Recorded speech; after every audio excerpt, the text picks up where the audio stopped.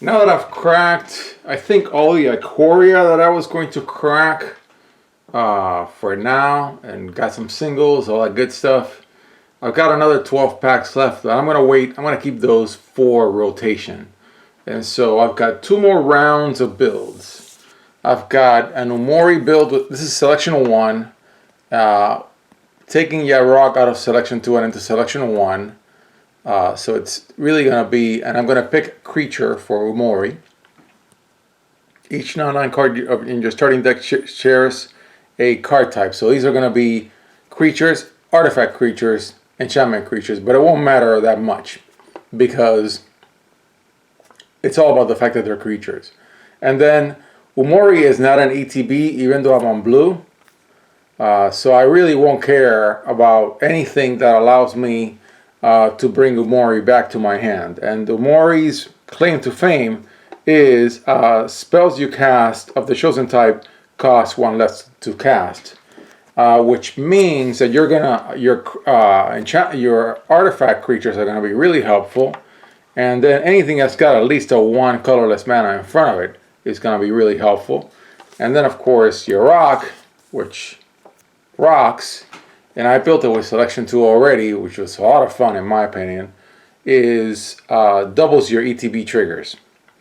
So he's only a Death Touch lifelink 5/3/5. I mean, it's a good card otherwise, but that is really good. Comes in at 5, so it doesn't come in immediately.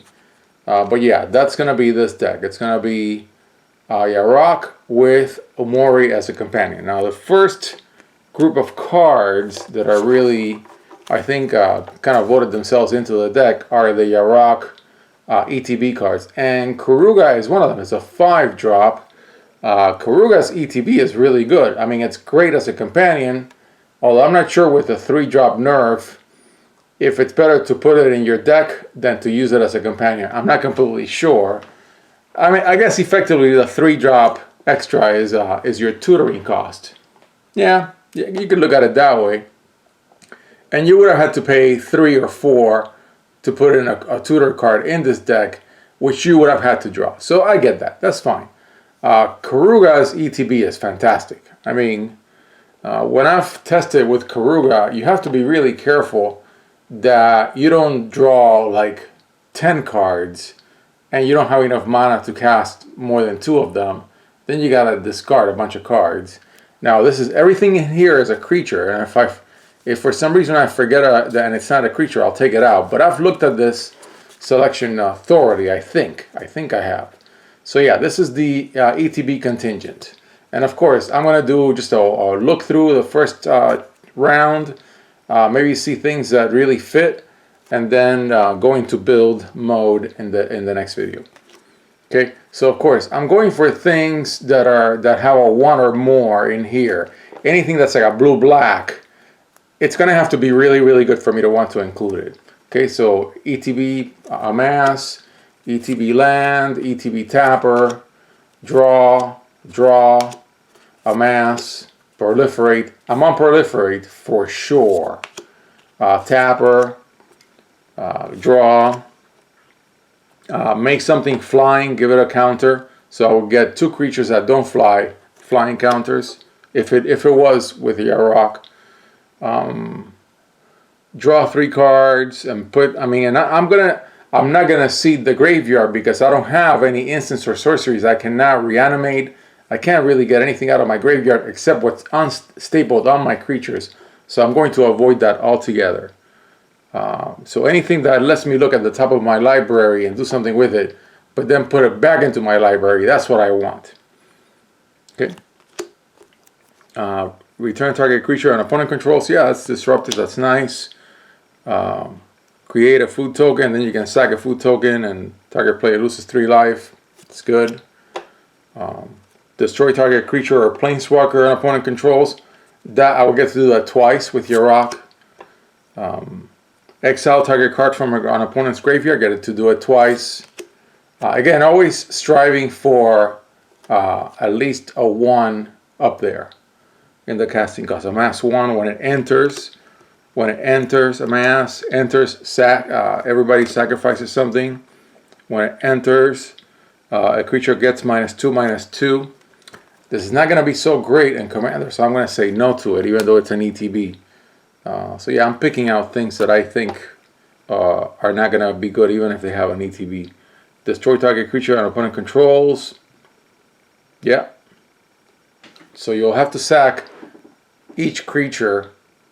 You can sack 2 creatures and destroy 2 creatures. That's pretty good.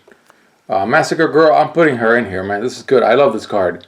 So yeah, when it enters the battlefield, actually, yeah, would that happen twice? I'm going to take her out. I think this is too complicated for this deck. It's not worth it. Even though I love the card. It doesn't fly anyways. Okay. Enter the battlefield, gets +2/+0. Yep, that's good. Actually, yeah, and so you would get this twice. Yeah. Get something out of the graveyard twice during combat. You're going to lose things. Then I have, yeah, and then this one gets a counter, put a counter. So you put a counter on 2 creatures. I love this green, by the way. I have this card foil, I think, in the other selection. Fantastic card. Drop a bunch of lands from your hand. Proliferate. I'm definitely on proliferate. Put a trample counter, and then of course I really like this clause. Put a +1/+1 counter on each creature you control with trample. I mean, what a bonus! Of course, it's more like a constructed trick, but I'll use it. Okay, and recycle things from your graveyard. You really ain't got much else but I mean, you only have creatures, so you only have whatever's stapled on a creature. So that would be a good way to recycle whatever's in my graveyard that I want to play again. And then look at the top 4 cards of my library. Yeah. And then put the rest at the bottom of my library, not on my graveyard. So that really is a good selection to begin with, to get started with this deck. And then I have what I think are good stuff. They're not ETBs. They're not on counters. But I would want to have them in this deck for various reasons. This guy just keeps getting all kinds of abilities. Fantastic card. Hydras are Hydras. Very powerful critter with tutoring abilities. Then the best one here, and of course I have built this deck and played a little bit, but with a different card mix online. Sack a swamp, gain 1 life, and draw a card. So near the end of your game, if you got a bunch of swamps that you don't have any, that you don't need, yeah, you start sacking them and you gain 1 life and draw a card. Yeah, and you can play with your opponent's graveyard. Draw a card. I mean, incredibly enough, this card in here is really good. It doesn't have the one benefit, but I don't care. I really, really, really, really need this in this deck. And I don't want to do draw a card, discard a card, because if I discard it, I don't have any reanimation. I don't have anything to do.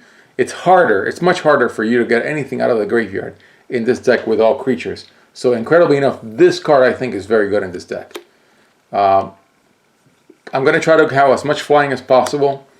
Then this is really good. This one is in the MTGO deck. Spells your opponent's controller cast. Spells your opponent's cast that target this permanent costs 1 more to cast. So it protects you. That's really good. This guy is so good in a counters deck that I don't really care that I'm not going to get the 1 drop benefit. Yeah, it's... And then this guy, I'm going to take him out, I think. I was thinking about it before I laid down these cards. He's good. Creatures your opponent's control can't have +1/+1 counters on them. But, yeah, too limiting. It's not worth it. My 1 reanimation machine here, very good from the toolkit. This guy is just good. 7/7 flyer trample. I just like him. And draws me when hits the opponent. And then, of course, this guy has a kill something stapled. Very good card. Then this guy generates a bunch of tokens. I'm not on mutate, and I don't really care. If I have mutate, I have it. If I don't, I don't. As I evolve in these builds, things that were important ones are no longer important. But yeah, this guy is a winner. Total winner. Then reveal the top card of your library. If it's a creature card, put it into your hand. And then, of course, it's a shame. Otherwise, you may put it into your graveyard. But in this deck, it's either going to be a land or a creature. So that's pretty good. And I really love this card. It's not so much that I'm on enchantments, which I'm not. Whatever I have as an enchantment creature is purely accidental, just like mutate. And just like Devotion, all these other things go by the wayside in this deck. This deck is all about +1/+1 counters, trying to get mana and trying to draw cards any way that I can because I've got all creatures. And ways to destroy things with creatures. So yeah. Yeah, and then those counters I can play with, but creature spells you control can't be countered. That's what I read in here. Love this uncommon. I think it's a great card. So I already have a lot of must-haves, and I'm gonna count these between this video and the next. Then the next contingent is mana, just a bunch of mana cards, and I'll look at these in the when I do the build. Okay, these are all go get a land, add 1 mana of any color, and of course these two, even though they don't have the 1 benefit, I gotta have them. These are very, very versatile mana dorks in this deck. Beautiful critters, absolutely belong in the deck. Okay, and then the contingent here is, these are not ETBs, but they're all on counters. Okay, so everything here is on counters. Fantastic cards for counters. Some are better than others. If they mutate, they mutate. I don't really care. But yeah, so it's all counters for my proliferate. Haven't played with this guy. Don't know if it would help me, but I'm gonna be losing life. So yeah, yeah. Then yeah, non-creature artifact. Oh, wait a minute. No, out. I don't have any non-creature artifacts. Never mind. Hey, that took care of itself. Adapt is, yeah. This guy is very happy in here. Sing here, and this one. Yeah. Okay. So that's, and then I have the everything else. If I don't pick everything in the mana, I think I'm going to pick everything in the counters. What do I have? If I have anything left, I'll pick from here. But I'm not sure how much of from here I will pick. I doubt I'll pick much, if any. All right, so I'm going to move on to the build in the next video.